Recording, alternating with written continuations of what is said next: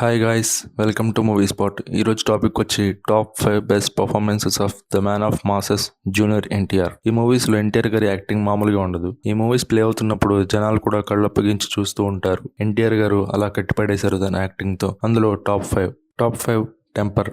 అప్పటి వరకు వరుస ఫ్లాప్లో ఉన్న ఎన్టీఆర్కి అలాగే వాళ్ళ ఫ్యాన్స్కి ఈ మూవీ ఒక మంచి బూస్ట్ ఇచ్చింది. ఇందులో ఎన్టీఆర్ గారి యాక్టింగ్ అయితే నెక్స్ట్ లెవెల్లో ఉంటుంది. దయా అనే క్యారెక్టర్కి ఫస్ట్ హాఫ్ అంతా నెగిటివ్ షేడ్ ఉంటుంది. ఎన్టీఆర్ ఈజీగా దాన్ని పుల్ ఆఫ్ చేశాడు.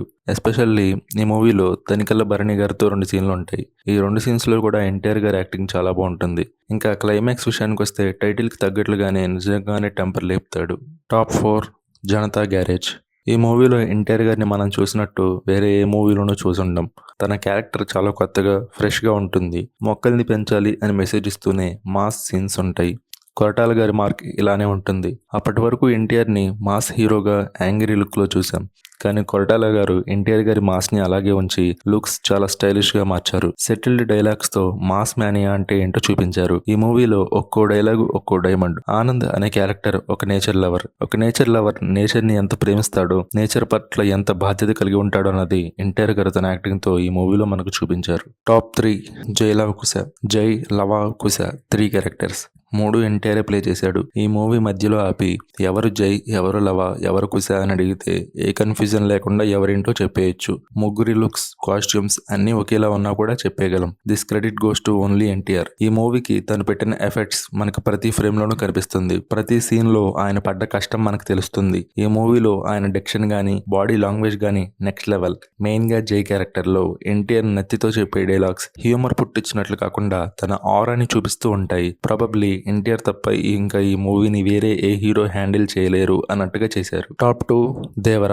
ఈ మూవీలో దేవర, వర తండ్రి కొడుకులు 2 క్యారెక్టర్స్ ఎన్టీఆర్ ప్లే చేశాడు. నార్మల్ గా ఎమోషన్ లో ఉన్నప్పుడు ఎన్టీఆర్ కి పడే క్లోజ్అప్ షాట్స్ చాలా బాగుంటాయి. దేవర మూవీలో ఇలాంటి షాట్స్ చాలానే ఉన్నాయి. ఆయుధ పూజ ఎపిసోడ్ అంతా మాస్ ర్యాంపేజ్ అనే చెప్పొచ్చు. ముఖ్యంగా దేవర పాత్రలో ఎన్టీఆర్ హావభావాలు గానీ, ఆయన ఏదైనా ఫీల్ అయినప్పుడు ఇచ్చే ఎక్స్ప్రెషన్స్ గానీ చాలా బాగుంటాయి. ఇక మూవీ చూసుకుంటే వాళ్ళ పూర్వీకులు యుద్ధంలో వాడిన ఆయుధాలను దేవుళ్లుగా పూజించే 4 ఊళ్ళు. కాలక్రమేణా బ్రతికి తెరువు కోసం ఆయుధాలను సీక్రెట్ గా స్మగ్లింగ్ చేసే ప్రజలు తప్పుదారి పట్టకుండా మార్చే ప్రయత్నం చేసే హీరో దేవర. ఆ ప్రయత్నంలో దేవర చనిపోతాడు. చిన్నవాడైన వర పెరిగి పెద్దవాడు ఏం చేశాడు అన్నదే స్టోరీ. మూవీ అంతా ఎమోషన్స్ తోనే ఉంటుంది. ఎన్టీఆర్ గారి యాక్టింగ్ చాలా బాగుంటుంది. Top 1 RRR. ఈ మూవీలో ఎన్టీఆర్ కి 3 షేడ్స్ ఉంటాయి. అడవి బిడ్డ, అఖ్తర్, కొమరం భీం. ఈ మూవీ స్టార్టింగ్ నుంచి ఎండింగ్ వరకు ఎన్టీఆర్ ఆన్ డ్యూటీ అన్నట్టు ఉంటారు. అలానే ఎన్టీఆర్ కొన్ని సీన్స్ లో ఇచ్చే ఎక్స్ప్రెషన్స్ చూస్తే వేరే ఏ హీరో అయినా ఇలా చేయగలడా అన్న డౌట్ వస్తుంది. ఎన్టీఆర్ గారి యాక్టింగ్ స్కిల్స్ ని రాజమౌళి గారు ప్రాపర్ గా వాడుకున్నారు.